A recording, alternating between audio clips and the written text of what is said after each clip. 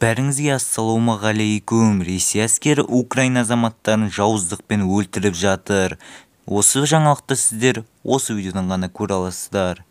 Достар, сіздердің әрбір басқан лайктарыңыз бен арнаға тіркелгендеріңіз маған үлкен шабыт әкелмек. Арнаға тіркелдіңіз бе, лайк бастыңыз ба? Онда біз видеоны бастаймыз. Ресей әскерлері Киев облысының Ирпен қаласындағы тұрғындарды қандай да бір себеппен қырып жойған. Сонымен қатар олар қаза тапқан украиндықтардың денесін танкімен таптап өткен. Ресей әскерлері осындай жауыз деп ойламаппын. Бұл туралы брифинг барысында Ирпен қаласының мэрі Александр Маркушин айтты. Оның айтуынша аман қалған қала тұрғындары жаудың аяусыз қылмыстарының куәсі болған. Жергілікті тұрғындар өте жағымсыз нәрселер айтты.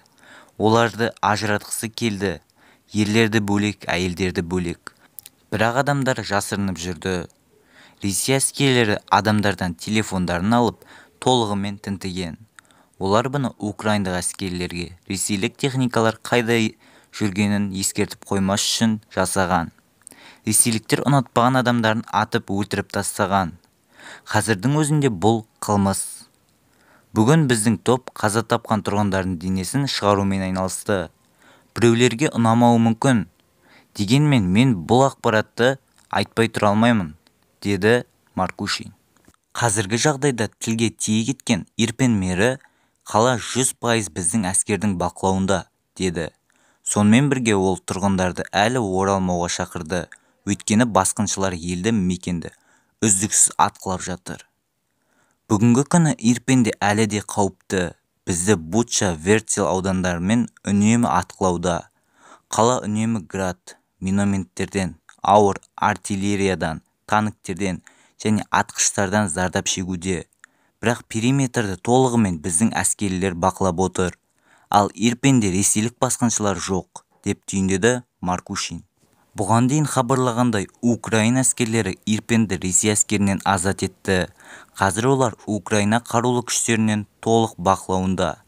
Кейін Украина қарулы күштерінің арнайы операциялық жасақтары бұл қаланы тазарту операциясын жүргізеді.